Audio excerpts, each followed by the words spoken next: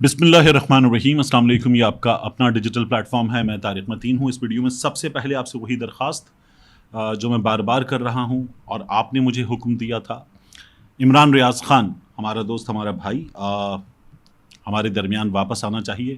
آپ اپنے یوٹیوب پر، فیس بک پر، اپنے سوشل میڈیا پلیٹ فارم پر اور جیسے بھی آپ آواز اٹھا سکتے ہیں آواز اٹھائیے. اپنی کیپیسٹی میں، اپنے سوشل میڈیا کے ذریعے اپنی آواز جس حد تک بھی میں اٹھا پا رہا ہوں میں اٹھا رہا ہوں، دیگر دوست بھی یہ کوشش کر رہے ہیں. یہ کوشش جاری رکھیے. الگ نیوز کے لیے میں نے آپ سے درخواست کی تھی، آپ اس درخواست کو سن رہے ہیں. آپ کا بہت شکریہ.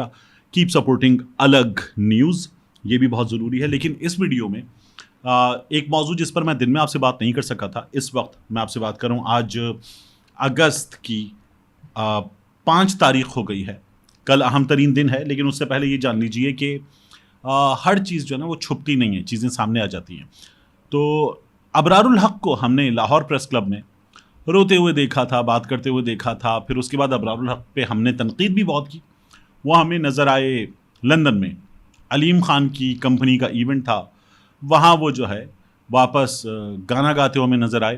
اور میرا ایک کلپ تھا اس موقع پر جس میں ابرار الحق جو ہے وہ اپنا گانا گاتے ہوئے جو ایک آوازیں آہوں آہوں آہوں وہ کر رہے تھے، اور وہ بڑا وائرل ہوا. لوگوں نے اس کو لگایا کہ طارق متین نے ابرار الحق پہ اس طرح سے تنقید کی. بالکل کی.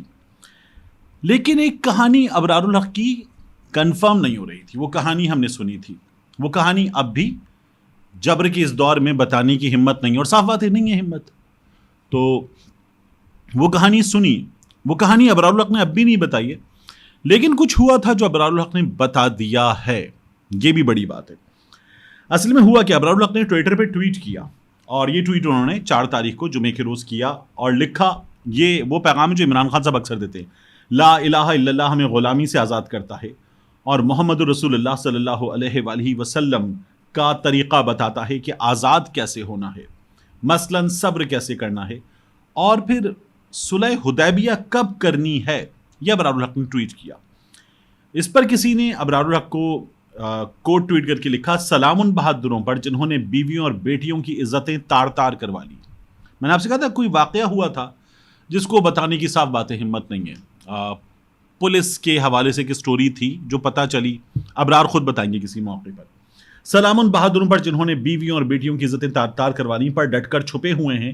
سیاست نہیں چھوڑی ابرار بھائی، کاش آپ بھی ڈٹ جاتے.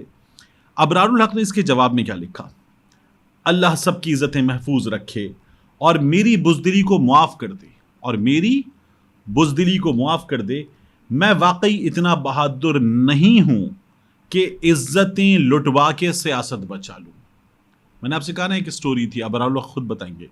لیکن یہاں کیا پتہ چل رہا ہے؟ میں واقعی اتنا بہادر نہیں ہوں کہ عزتیں لٹوا کے سیاست بچا لوں. ویسے اللہ کو حاضر ناظر جان کر سب بتائیں آپ کیا کرتے. اس میسج کو پھر سنیں اور آپ کو نظر آئے گا کہ ابرار الحق جو نہیں بتا رہے وہ بتا رہے ہیں. اللہ سب کی عزتیں محفوظ رکھے اور میری بزدلی کو معاف کر دے. میں واقعی اتنا بہادر نہیں ہوں کہ عزتیں لٹوا کے سیاست بچا لوں. ویسے اللہ کو حاضر ناظر جان کر سب بتائیں آپ کیا کرتے.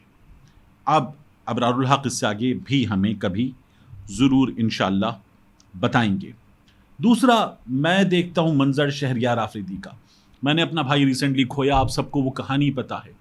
اور بھائی کیا ہوتا ہے، مجھ سے 1.5 سال چھوٹا، میرا بہترین دوست، تو اس کی وہ تکلیف جو ہے نا وہ جاتی ہی نہیں ہے. اور پھر جس طرح سے نظام انصاف میں ہو رہا ہے وہ بھی نہیں جاتا. تو شہریار خان آفریدی کے معاملے میں بھائی چلا گیا، پرول پہ رہائی بھی نہیں ملی. وہ شخص مانگتا رہا کہ مجھے جنازے میں جانے دو. بہن چلی گئی، اس شخص نے پھر کہا مجھے جنازے میں جانے دو، پھر رہائی نہیں ملی. اور میں نے آپ کو پوری لسٹ گنوائی: نواز، مریم، صفدر، حمزہ، شہباز شریف، اس کے علاوہ خورشید شاہ صاحب، اس کے ساتھ خواجہ سعد رفیق صاحب، دوست مزاری. ایک لمبی لسٹ ہے جو سب پرول پہ رہا ہوئے تھے اپنے پیاروں کے اس دنیا سے چلے جانے پر. لیکن یہاں یہ نہیں ہوا. اور پھر اسی شہریار آفریدی کو آپ رہا کرتے، گرفتار کرتے، رہا کرتے، گرفتار کرتے، رہا کرتے، گرفتار کرتے. واقعی نمبر بندہ بھول جائے کہ کتنی بار یہ ہو چکا. اب وہ تمام دن وہ رہا ہوا ہے، باہر پولیس کھڑی ہو لے جانے آئے ہم لوگ. مطلب بندہ حیران ہو جاتا ہے کہ یہ کیا ہو رہا ہے. اور وہ بندہ اتنا باہمت ہے، مطلب کپڑے پھاڑ دیے، تشدد کر رہے ہیں آپ اس پہ سرے عام. اور پھر اس کے بعد جو ہے وہ جی ایم پی او کا آرڈر لے کر آ گئے. مذاق منایا ہوا, ایم پی او کا آرڈر لے کر آ گئے. اس شخص نے پھر گرفتاری دے دی کہ وہ عدالت ہی بند ہو جائے گی, سب بند ہو جائے گا, اندر بیٹھے ہوئے ہیں. گرفتاری دے دی شہریار آفریدی نے. ہمت ہے, ایک بندے نے گرفتاری دی تھی, اس کے وکلا کہہ رہے ہیں کہ اب ہم کب منڈے کو رہا کروا لیں گے. یعنی ایک شخص کے خلاف یہ غلط ہو رہا ہے تو سیٹرڈے اس کے لیے نہیں ہے, سنڈے اس کے لیے نہیں ہے, عدالتی چھٹیاں اس کے لیے ہیں, جبکہ عمران خان صبح پیش ہوگا. آج عمران خان پیش ہوگا, بھاڑ میں گئی چھٹیاں وغیرہ, یہ سب کچھ ہو رہا ہے.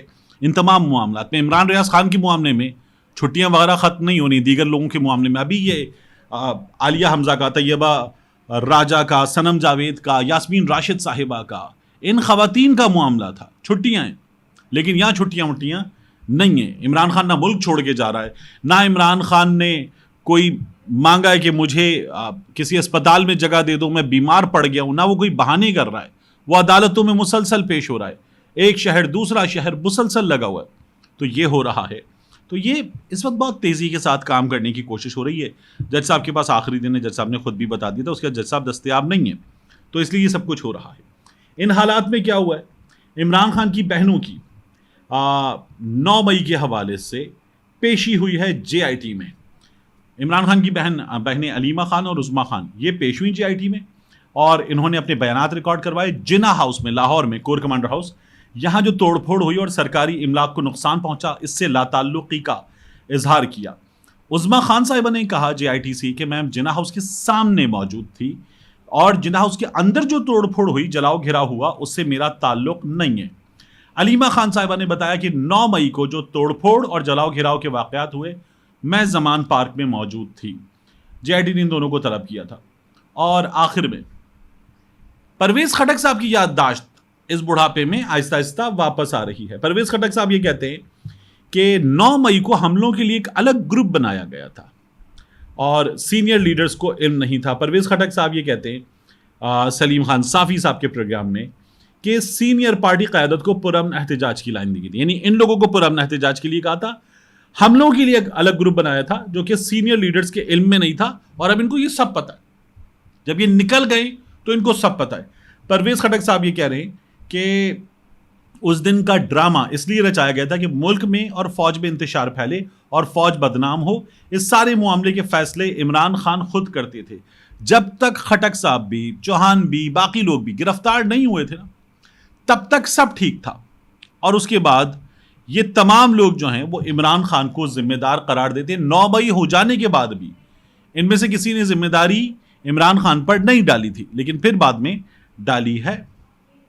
ملتے ہیں انشاءاللہ آپ سے اگلی ویڈیو میں.